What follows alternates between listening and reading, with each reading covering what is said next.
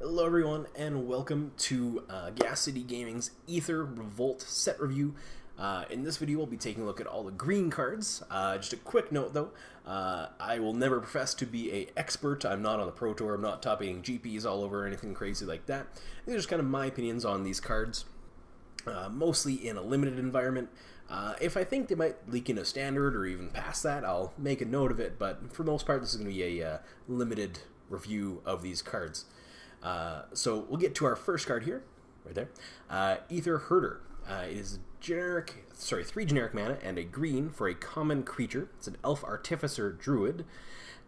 When Aether Herder enters the battlefield, you get 2 energy counters. When it attacks, you may pay 2 energy counters. If you do, create a 1/1 colorless servo artifact creature token, and it's a 3/3. This is probably my least favorite of these ones. Well, it and the white one are kind of close, but this might be my least favorite, just because it has no, like, I'm dropping a 3/3 on turn 4, so it's going to attack turn 5. Probably into something that can block it, right? It's not as aggressive as the other ones. Like, I'd 100%, I know Peema Outrider is an uncommon, but I'd 100% rather play Peema Outrider than this.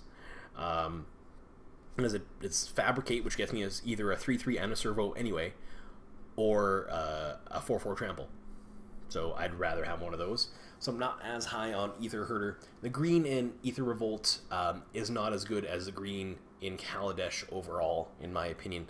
Has some good removal, we'll get to that later, but Aether Herder not as good as kind of the cycle of creatures as like Thriving Rhino was. The Thriving Rhino was one of the better of the Thriving cycle, but this one is not, probably close to the bottom, if not the bottom, of the Aether cycle of cards for this set. I mean, if my 4-drop spot is weak, if I didn't get any Peema Outriders, I'll play this, but I won't be super happy about it. And if we're iffy and limited in draft and sealed, it's not getting into anything past that either. So, not super happy with Aether Herder. Like I said, for there to be a best card, there has to be a worst card, and this is probably one of the worst, if not the worst, of this cycle, unfortunately. Next card is Aetherstream Leopard. I know it's Aetherstream Leopard. It's 2 generic and a green for a common creature that is a cat. It is a 2/3 that has trample. When it enters the battlefield, you get an energy. Whenever it attacks, you may pay an energy. If you do, it gets +2/+0 until end of turn. I really like this card. It's going to be a 4/3 trample most of the time. It should be.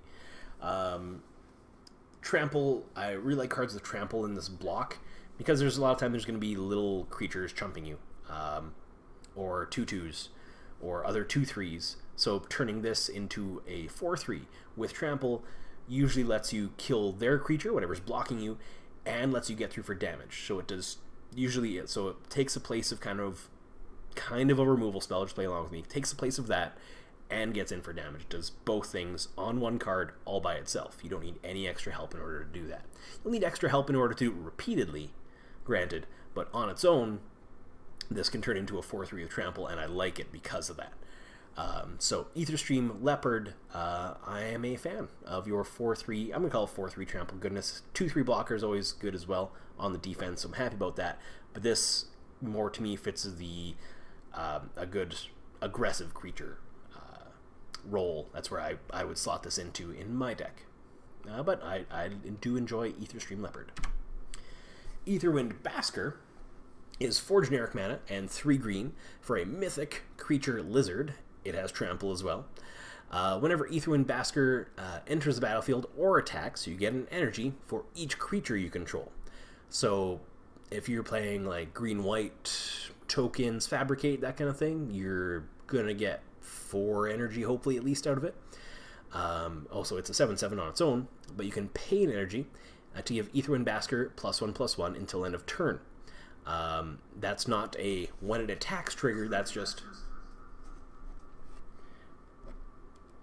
Sorry, that's not a when it attacks trigger, that's just on its own. So if, okay, I'm going to attack with this, then something happens, you know, they block with a 5/5 and a 2/2 okay, I'm going to trade, okay, I'm going to pay 1 energy to get above that. They're like, okay, I'll give it -2, -2. Well, okay, now I'm going to pay 2 more energy.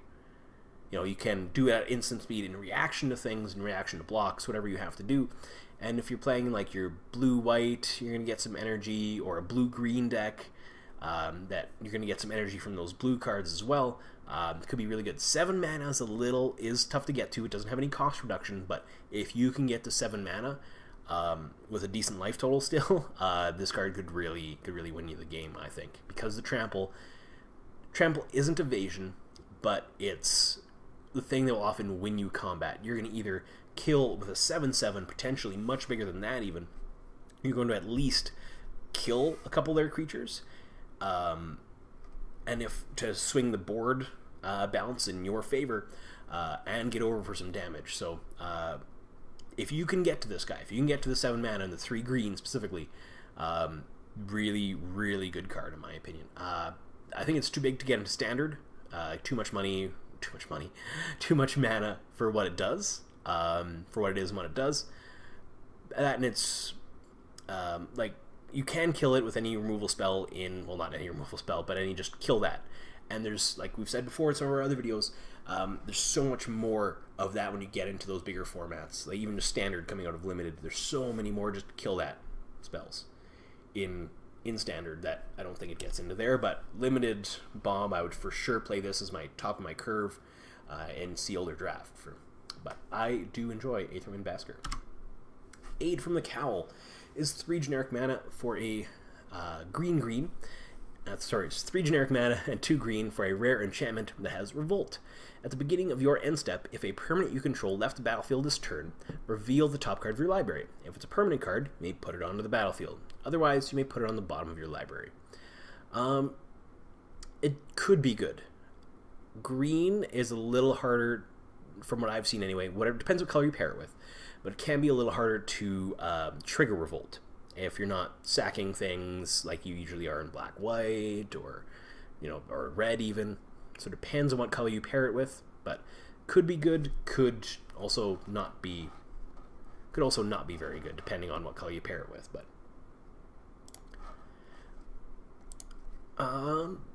But if you can get that trigger, like, you can get pretty good value out of this, to be honest, but you got to work to get it. Like, you could play your Aetherwind Basker for free on turn 6 potentially. You could play a land. You could put your removal spell on the bottom. So because you can't control what it does, I'm a little nervous about it. It doesn't give your opponent the choice, which is the worst situation, but it doesn't let you necessarily control things either. So it makes me a little nervous about it. If I have a really good green deck with a lot of permanence in it, aside from the fact I might play it, but even then it still makes me a little nervous. I'd rather be playing a really good 5-drop than this, personally. But because you have to meet the condition of the Revolt as well, so it's a little conditional. I don't think it's, well, this is maybe one of those situations where it's easier to get into when you get into the constructed formats, because you can much more easily set up your mana base to include those colors that have the good Revolt triggers. Like, this is hard to splash in limited because it's double green, but when you get into standard, you have all your much better lands and stuff in order to cast this along with your black and white cards. We'll get into it in our multicolored review. We'll get into, again, I've not mentioned it. I think I've mentioned the enchantment in almost every review so far, but it's just one of my favorite cards out of the set. And you can play with the black-white enchantment that lets you kind of basically cycle for Scry for as long as you have mana, and you can just set off Revolt at will. Then that goes really good with this guy. If you can get one of those basically cards that lets you cycle and set off Revolt every turn, then this gets ridiculous. But as long as, see, I'm always nervous about, I'm going to be that guy that puts his removal on the bottom from this card, because that's going to be me. But it pairs up really well with that black-white enchantment, because that lets us scry every turn. Essentially, that's a scry every turn. That's a set off Revolt every turn, lets us scry every turn. So we can scry, really good card at the top. Or if it's going to be a land, we don't need a land, we can put it on the bottom and just keep whatever we're going to keep on top. So potential for standard, because it's a really powerful effect. So once we can control our deck a little more, like in the constructed formats, it might be able to, if that becomes a thing, like an Obsolescence Revolt deck, right? But it could potentially, but That's the thing that's pushing it a little bit and makes me just a little nervous in the limited formats. Druid of the Cowl, though, does not make me nervous at all. It is a generic and a green for a common creature that is an elf druid. It's a 1/3, so a solid blocker. And it has tap, add green to your mana pool. I pulled a couple of these, played both of them, and I was really happy about it. In my pre-release pool, mana ramp is good, mana ramp is great. Play it and have a good time. Constructed could potentially see play. These mana ramp elves sometimes have, even if they cost 2 like this. And just especially with Paradox Engine, so when you play a spell, untap everything. I have a couple of these guys out that turns into ramp, essentially, right? So, I could definitely see it, because I have 2 Druids of the Cowl out, Paradox Engine, play Attune with Aether for 1 green mana, get a couple of energy, untap both of these. You know, you can start to ramp that way as well. But I do like Druid of the Cowl. I think you'll like it as well. Play with it, you'll have a good time. Greenbelt Rampager. This one's really interesting as well. Greenbelt Rampager is 1 green for a rare creature elephant. That's a 3/4. If you're listening to me right now and not watching the video or reading this card, you're like, what? Well, it says, when Greenbelt Rampager enters the battlefield, pay 2 energy. If you can't, return Greenbelt Rampager to its owner's hand and get 1 energy. So you can pretty easily, like, Attune with Aether, I believe, gives you 2 Ether, gives you 2 energy. So you can play that turn 1, have it 3/4 on turn 2. You can even have 2 3/4s on turn 2 if your hand is awesome. So that seems real good. Yes, you have to pay your energy, but like I just described, that's not hard to get around. Even in limited, you play this turn 1, you turn to your hand, get an energy. Play this turn 2, return hand, you can get an energy. Then you can play this and something else on turn 3, like our ramping elf that we just had. You can play that turn 3. So you have a 3/4 and a mana ramp creature on turn 3, so you're playing your 5 drops on turn 4 with a 3/4 already on the field. That seems pretty good. If there's an aggressive red-green deck out there, and I think there is, this guy definitely gets into it as well. It's 1 mana for a 3/4. I know you have to pay the energy, but like we said, that's not difficult to get around. There's enough cards for us that make energy that I feel confident in us being able to do that. So Greenbelt Rampager, I'm pretty high on it. If you couldn't tell from talking about standard and stuff already, I'm pretty high on it. Then it's going to be a good card. Limited, I'm happy about opening this guy, happy about playing it. Standard, I think it could potentially, in that, like I've said, when we've talked about standard, when a new set comes out and kind of warps the meta, the first deck to come out for the first couple weeks is usually an aggressive deck. And lately that's been red-green, right? So this guy fits pretty well in that red-green aggressive shell, if you ask me. So I think this could get there in standard, at least for those first few weeks when we have that more aggressive meta with us. So Greenbelt Rampager, I'm a fan. Greenwheel Liberator as generic mana and a green for a rare creature. It is an elf warrior. It's a 2/1 that has Revolt. Greenwheel Liberator enters the battlefield with 2 +1/+1 counters on it if a permanent you control left the battlefield this turn. So again, we look at our Greenbelt Rager. Pay green, it enters, so it's on the battlefield. Oh, you don't have 2 energy to pay? It leaves the battlefield. So on turn 3, you could Greenbelt Rampager, not pay the mana, play out your Greenbelt Liberator, have a 4/3, right? Because Revolt got set off, so that could also be a really good combo on there as well. So with this could potentially go in that aggressive green-red deck as well, or even on the aggressive end of the Obsolescence Revolt deck that could possibly take shape too. Because I still think that black-white enchantment, it could define a deck on its own. Like, that lets you set off all these awesome Revolt triggers. You find, okay, I have this black-white enchantment, what are the best Revolt triggers I can get in this deck? And go from there, really, right? So this is one of the best Revolt triggers you can get because it turns your 2 mana into a 4/3. That seems good. I know it dies to any kind of removal, but anything dies to any kind of removal. When something says exile target permanent, anything dies to that. So, aside from hexproof, but there's next to no hexproof anymore. But Greenwheel Liberator, again, if I'm talking about it in standard, really high on it in draft, in sealed, really good card. I'm a pretty big fan. Take it, pick it, play it, and have some fun. Heroic Intervention. We hit a bunch of rares here. Heroic Intervention is generic and a green for a rare instant. It says permanents you control gain hexproof and indestructible until end of turn. It's a good card in limited, in that this is going to be your trick.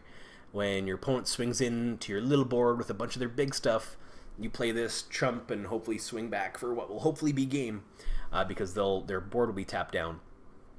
But if I've seen this kind of thing just usually delay the inevitable, it blocks maybe a removal spell, or like I said, just gives your blockers indestructible for a turn, so you might be able to pick off one or two of their guys. While it's good, I don't know if, because like the board wipes right now, Languish is gone, but Yahini's Expertise, for example, gives everything -3/-3. That gets around indestructible, right?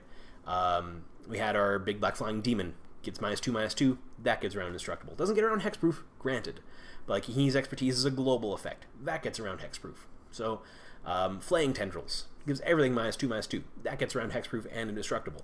So there's enough ways to get around some of this stuff nowadays, and it's only until end of turn.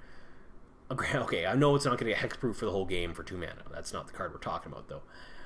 But I just don't think this is as good of a card as it would have been a few years ago, just because the creatures have improved hugely, and spells, while not on the scale of creature improvement, have improved as well, and this effect just isn't as powerful as it used to be. So,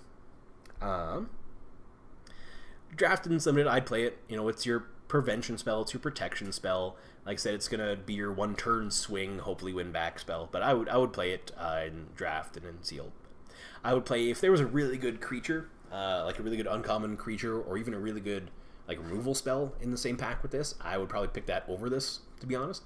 You know, it depends on the deck and how it's shaping up, but this wouldn't make me go in a green. If this is like my pack 3 rare and I'm already in green, then I take it.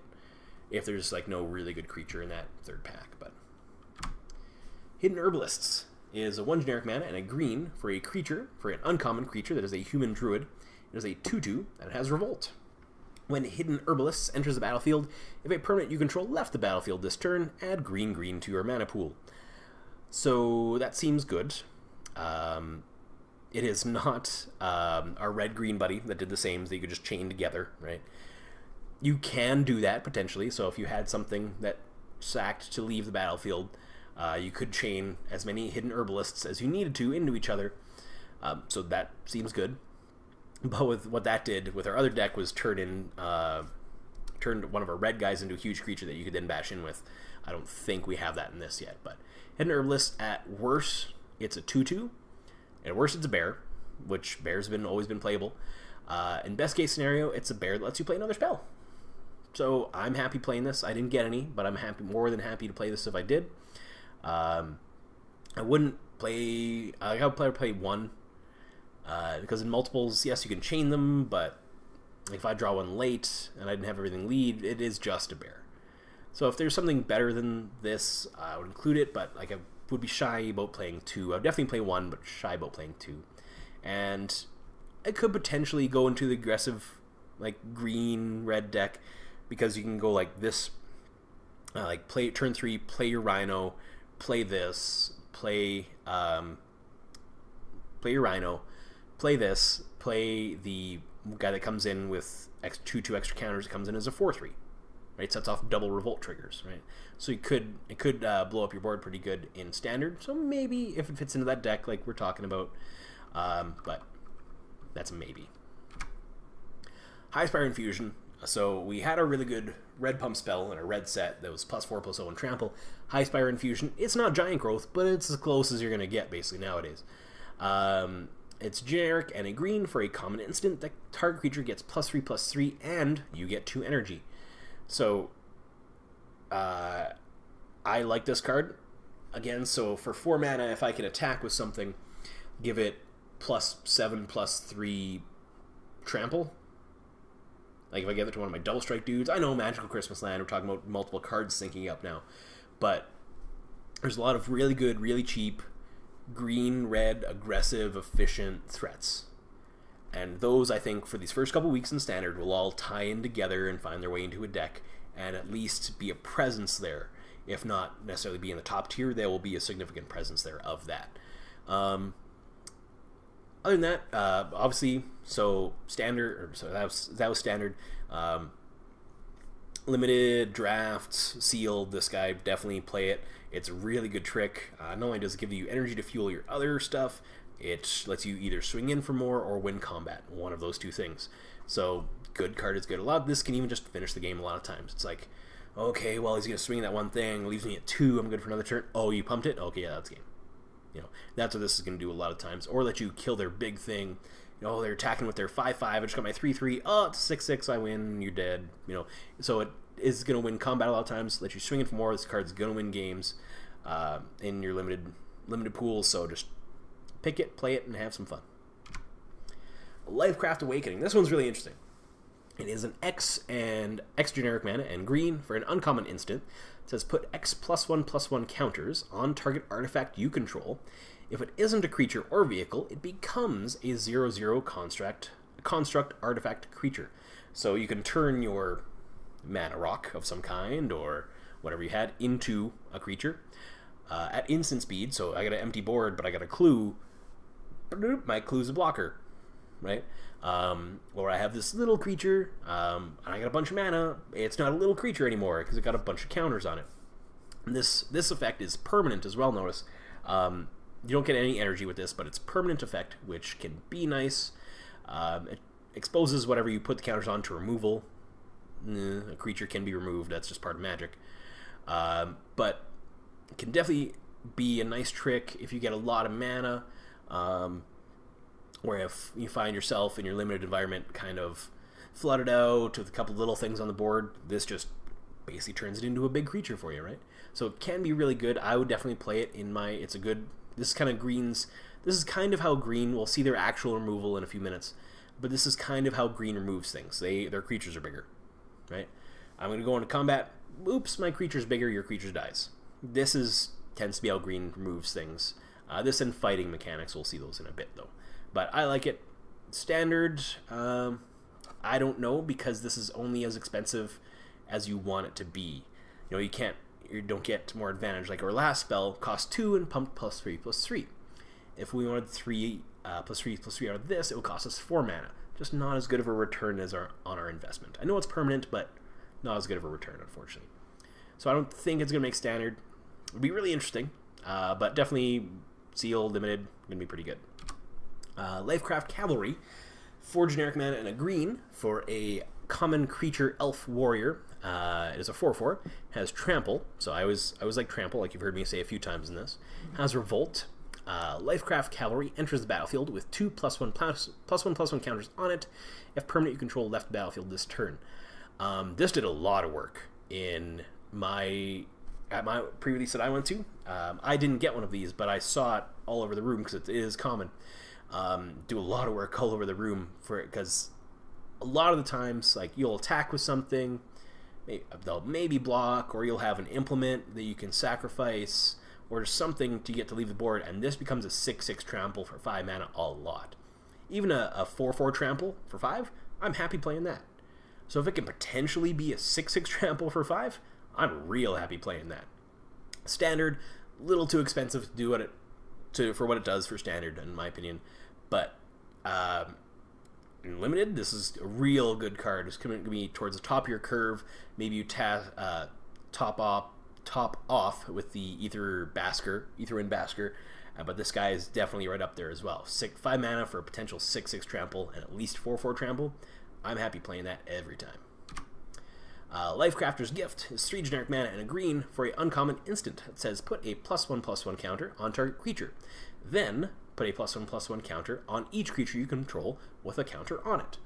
So what this is at least going to do is put 2 +1/+1 counters on something, right? So we have our last creature. If it enters, put 2 counters on it. Then we have this.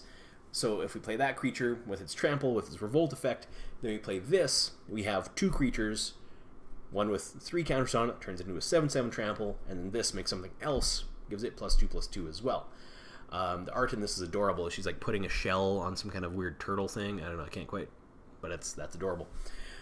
Because what it does, it puts a counter on something, and then it checks, okay, what has a counter on it? Oh, this thing that we just put a counter on has a counter, so we put another one on that then. So for 4 mana, it's a bit of an expensive trick. Like, I would rather it pumps your team, so it's a different kind of effect than the Lifecrafters builder thing, that one with the X green, where it puts X counters on. So if you're playing like green, white, fabricate, I might do this instead, because you're gonna have some counters spread out already across, maybe, so might do that. If you're playing just green, white, big ol' stompy things, I might play the X spell instead. So depending on the kind of deck, you could do one or the other, because you're gonna have limited spots for these kind of pump effects from green. So depending on the kind of deck, what fits in there better. If you have a lot of fabricate or a lot of stuff that gives counters, play this instead. But if you don't have a lot of that, you're just playing more big green stompy stuff, play the other spell. Standard, I don't think it's quite good enough to get there, because there's board wipes in Standard, so that'll just blow up all your big things with counters on them. But limited, sealed, like I said, definitely playable in that. Because there's multiple options of things like this to do, though, if you get this in your pool, decide what kind of a green deck you are. If you're the green deck with big stompy things, play the other one, play the X spell. If you're the green deck with a lot of counters everywhere, obviously play this one instead. Maulfist Revolutionary is a 1 generic mana and a green for a creature, human, warrior that is uncommon and is a 3/3 with trample. When Maulfist Revolutionary enters the battlefield or dies, for each kind of counter on target permanent or player, give that permanent or player another counter of that kind. Now, that's some people that we're talking to about this card got that a little bit confused. This doesn't proliferate. This doesn't give everything another kind of counter. It's one. So on one target, permanent or player. So if one thing has a +1/+1 counter, you can give them one more +1/+1 counter. If I have 3 energy counters, I can give myself one more energy counter. But then that's it. I can do either or. Just one target thing. One target player or creature. Or permanent, sorry. So you can give a Planeswalker an extra counter if you wanted to, too. Seems good. So you get that, first of all. At worst, this is a 3/3 trample for 3, which I'm fine with. Anytime you can pay that 2 mana, or sorry, more than 2 mana, because 2 mana you can get 3/1s and stuff like that. So anytime past that you can get your power and toughness equal to your mana cost, then with an ability, in this case with even 2 or 3 abilities, because when it enters and dies you get more counters, this definitely can be worth it. I could see this possibly getting into that aggressive deck, because imagine you play that 2-drop, it comes in with 2 extra counters, it's a 4/3. You play this, it becomes a 5/4. This dies, it becomes a 6/5, right?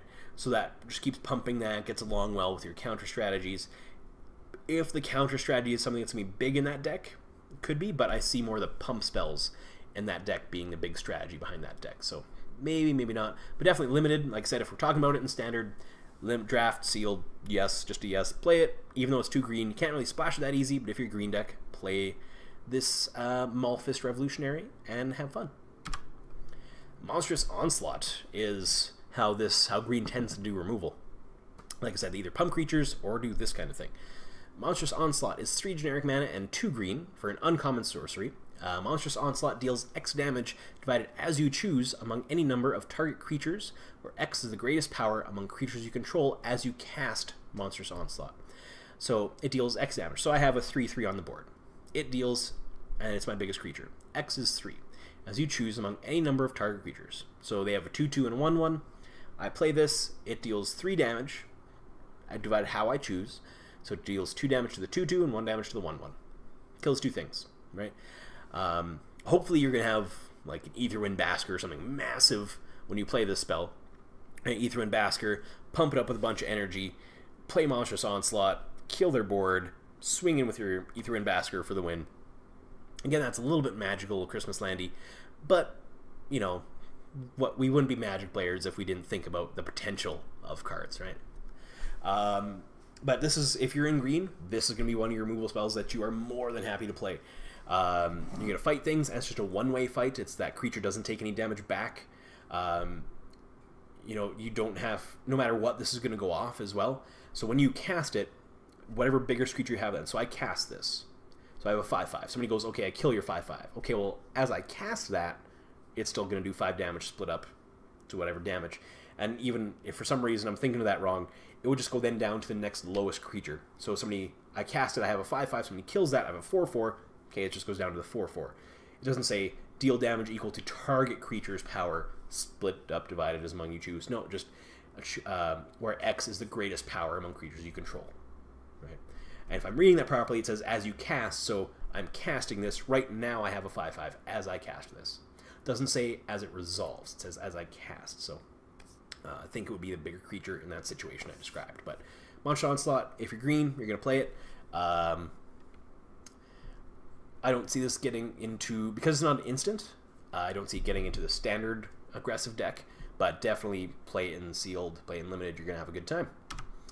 Namnam Renegade, green mana for a uncommon creature, elf, warrior, that has Death Touch and is a 1/2. Look at his little stick. His stick has all these little pointies on it, and I'm assuming that it's the Death Touch portion of things because of the pointies. It also has Revolt. It enters the battlefield with a +1/+1 counter on it if a permanent you controlled left the battlefield this turn. So you could potentially be a 2/3 Death Touch. Advantage of that being it doesn't die to shock then. I make that, I know it's like the Doomblade test. Does it die to Doomblade? Well, that's kind of irrelevant because almost everything dies to Doomblade. So does it die to shock? Well, it's almost relevant because half the stuff dies to shock. But being that shock's a common, if you're playing a red deck, you got to think about that, right?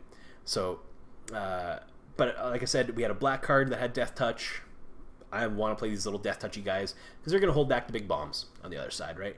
They're going to block the big old scurry creatures that our opponent has, because it can kill it with pink with 1 damage. Doesn't matter. The Revolt trigger on this guy can be relevant, like I said, just to get it out of a range of shock so it doesn't die to a spell, and then they swing in with their big thing that this was holding back. But Namnam Renegade, I'm happy to play 1 or 2 of these guys in my limited or draft pool because I like a couple of these Death Touchy guys. If it didn't have Death Touch, it was just a 1 mana 1/2 that could enter as a 2/3. I'd still play a couple, but the Death Touch to me makes it a little more valuable because it can block its effective drop even at the end, towards the late game, because it can block those big creatures that are on field at that point as well. So Namnam Renegade, I like it. Natural Obsolescence is a generic mana and a green for a common instant that says put target artifact on the bottom of its owner's library. This, it's not naturalize. I don't know why they didn't print naturalize in this set. Would have made some sense to me, but whatever. This is going to be one of green's artifact removals. And like I've said for our other colors that have artifact removals, I am more than happy playing one of these main deck. Because in this set, in this block, you're seeing a lot of artifacts played. So you're more than likely going to run into something that this is worthwhile to have in your deck for. Whether you could even just kill, if they manage to pump up a servo or something, you can just kill that at instant speed. You can shuffle, it doesn't even shuffle away, it just puts it on the bottom. Because there's been stuff in Theros, I think there was one that it said shuffle in. So then they had a chance to draw it again because it wasn't on the bottom. This puts it just on the bottom, it goes away. Unless they shuffle or something weird happens, they aren't going to get that artifact back anytime soon. Again, not good enough. There's just kill spells in Standard that can do this instead. So it's not going to see Standard, but this is going to be your artifact removal for your limited environments in green. Peema Aether-Seer is 3 generic mana and a green for a uncommon creature that is an elf druid. It's a 3/2, and when it enters the battlefield, you get an amount of energy equal to the greatest power among creatures you control. You can then pay 3 energy. Target creature blocks his turn if able. So nice little thing, because it is a 3/2, it sets off its own ability. It gives you 3 energy at least when it comes in, because it sees itself, and at 3 power, enter, so you get your 3 energy, you're good to go from there. If nothing else, this is going to give you some energy. I like to play this in like my blue-green decks, where I'm going to have that energy set off other effects, or maybe even green-white, but that energy to me seems a little more, unless you have like an Aetherwind Basker that you want to build up your energy reserve for, so you can really pump that thing when it comes out. But like green-blue decks are going to use that energy really well, so I do like this. And again, if you have your Death Touch, say you have that Namnam Death Touch guy, you can attack just with that, and make their big fatty block it. Target creature blocks his turn if able. Okay, I'm gonna pay 3 energy to make your Gear Hulk block. Okay, my Namnam guy declare attackers. My Namnam Elf Death Touch guy attacks. Would you like to declare blocks? And then you order it and you kill their big fatty, right? So that's how I see this guy being used. Probably one of the better ways to have this girl. This is the female, looks like on the card anyway. but I do like it, see it for that. Don't see it for being any standard, but in your limited environments, definitely going to be played for that. Prey Upon. So here's our good old classic green removal. I love the art on this. I also play Warhammer 40k, and this construct here in the art looks like one of the kind of demon dogs out of that game, if you've ever played it. Anyway, Prey Upon is a green mana for a common sorcery. It says target creature you control fights target creature you don't control. What fighting means is, it has it in brackets there, each deals damage equal to its power to the other. Note that any effects like Death Touch do carry over through that. So you could have your Namnam guy, your 1 power Death Touch, fight their 6/6, and it dies because the Death Touch goes off. Right? Each creature deals damage equal to its power to the other. It's not Prey Upon doesn't deal the damage, the creatures do. So things like Death Touch still go off. So this is good green removal. I don't know if it's ever been good enough to see standard, because again, in standard you have the mana bases to support better removal than this. But 100% limited, pick it, play it, you'll always have fun with Prey Upon. Ridgescale Tusker, 3 generic mana and 2 green for a uncommon creature beast, and is a 5/5. Says when Ridgescale Tusker enters the battlefield, put a +1/+1 counter on each other creature you control. So play it. Yes, please. Play 2 of these if you want. Yes, please. 5 mana for a 5/5. I'd play that. 5 mana for a 5/5 that grows everything else I control. I'm gonna play that too. Just a good card. I don't think it's good enough to make standard, because often, in my opinion anyway, for those aggressive red-green decks, they want to get some stuff through. Maybe don't, because they're going to have to create their board go wide, which is going to be slow, and then exposes them to potential removal, and So I don't think it's going to see standard, but definitely sealed draft. I'd draft a couple of these guys and be happy about it too. So Ridgescale Tusker, like you, big thumbs up to you. Rishkar, Peema Renegade, is a 2 generic mana and a green for a rare legendary creature, Elf Druid. It's a 2/2. Says when Rishkar Peema Renegade enters the battlefield, put a +1/+1 counter on each of up to 2 target creatures. Each creature you control with a counter on it has tap, add green to your mana pool. So at worst, this is a 3/3 for 3 that taps for green. At absolute worst, on an empty board, that's what he does, which is good. Again, 3/3 for 3, that's solid. Taps for mana, even better.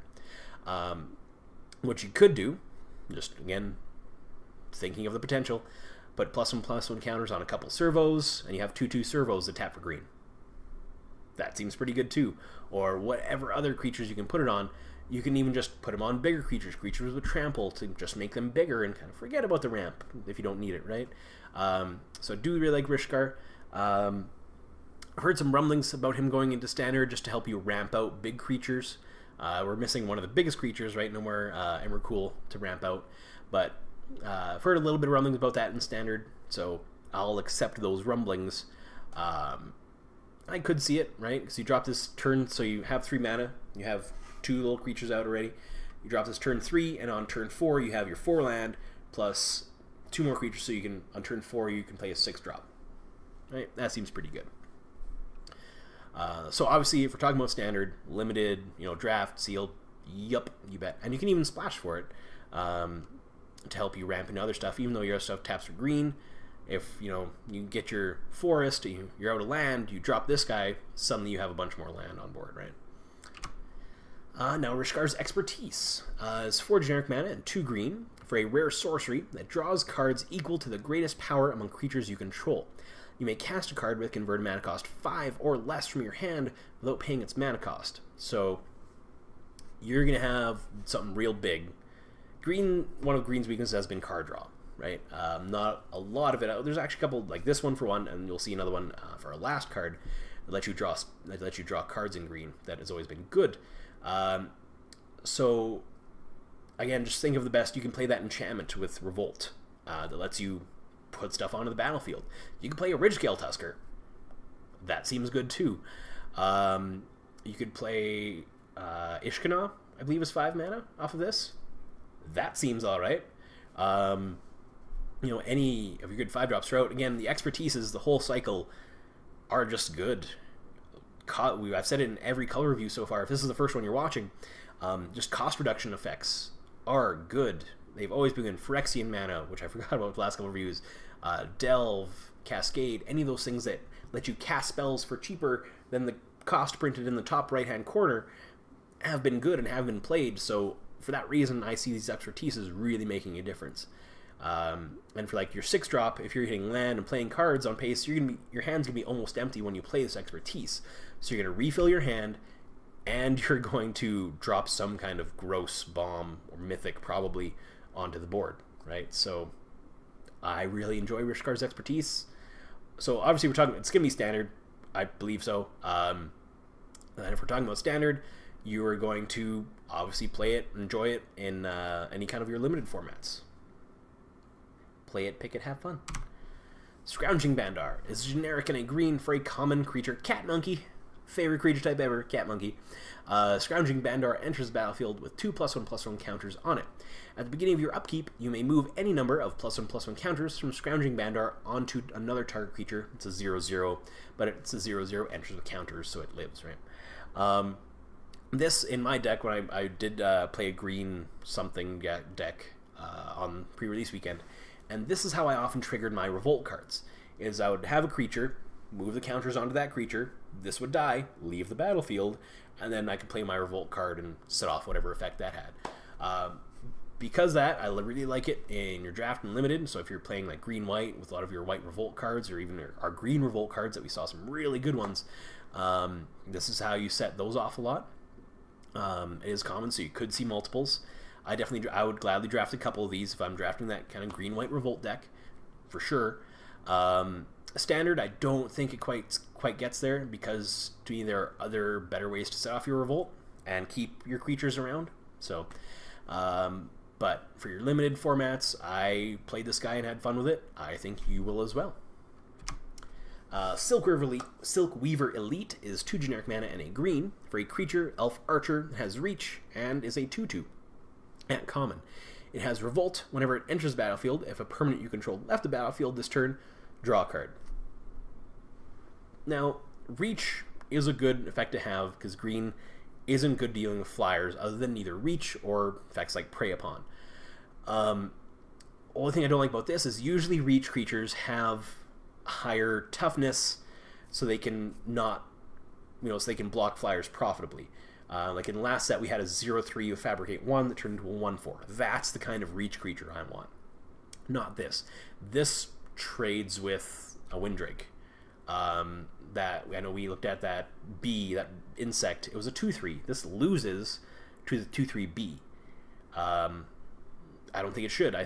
Revolt drawing card in green, like I said, doesn't have a lot of that. Is good, but I think the Revolt effect should be like, it gets +0/+3, +0/+2, beef its butt up a little bit, if you will, to make it better, to make it so that I actually want to play it. Because at 2/2, like if I'm desperate for something with Reach, if I have a green X color deck and I really am struggling for flyers or for Reach, then I play this, but normally I do not. So if I'm not playing it in, limited formats, I'm certainly not playing it in standard either, guys. Our last green card for our Aether Revolt set review is Unbridled Growth. It is a green mana for a common enchantment aura that says Enchant Land. Enchant Land has tap, add 1 mana of any color to your mana pool, and then Unbridled Growth has sacrifice Unbridled Growth, draw a card. So careful when you're reading this, because what it does not do, it does not let your 1 land tap for 2. All it does is turn your forest into a land that can tap for any color. That's all it does. It doesn't let it tap for 2, just lets it tap for any color. That's all it does. But what this also does is, okay, I'm going to tap for mana to cast something, and I'm going to draw a card. I'm going to sack this then and draw a card. That seems pretty good, really, to be honest with you. The fact that it's, you can also sack it at any point lets you set off Revolt. So this is going to be green card draw, color fixing, and Revolt triggers. I would gladly play 2 of these, to be honest with you. Especially, like I said, if I'm playing a Revolt heavy deck, for sure. Let me ramp, or not ramp, sorry, and just explain that. Let me color fix, and let me draw a card. Yeah, I'm fine with that. I don't think it's good enough if an Obzon deck becomes a thing. I think it has better ways to draw cards, like Painful Truths or something, for example. And I think it has better ways to set off Revolt in this. But limited, like your draft, I would draft a couple of these to set off all my Revolt triggers and draw a card. Okay. I would play a couple of these in Sealed to fix and to draw a card and set off Revolt triggers again. So Unbridled Growth, I really like it in the limited formats. With that, we finish our green cards for our Aether Revolt set review. Did you agree with me? Did you disagree with me? I would honestly love to hear from you guys. If you guys have any differing opinions from mine, please put them in the comments. I've been playing Magic for about 5 or 6 years, but I do not know everything. I don't. I will never say I do. So if you have comments, please put them in the comment boxes below. Also, if you liked the video, hopefully you did. If you didn't, let me know what you didn't like. I mean, I can change things, right? We're just kind of starting this wheel rolling. If you liked the video, like, share, subscribe. Let everybody know what we're out here, what I do. We want to get this channel going. Also, you can subscribe on twitch.tv/Dave865 or follow me on Twitter @Dave2619. We'll always announce on there when we post a video or stream. So, yeah, hopefully you guys liked the video. We have our multicolored, which is a little bit shorter, and then our artifacts, which there's over 40 artifacts in the set to go over and land. In our last video, so 2 more videos to go. If you guys have been watching the whole thing, thank you so much for joining us. Hopefully you like them. So far, 2 more videos to go. But thanks for spending part of your day with me. Enjoy these cards when you play them. Enjoy this set, and have a good rest of the day.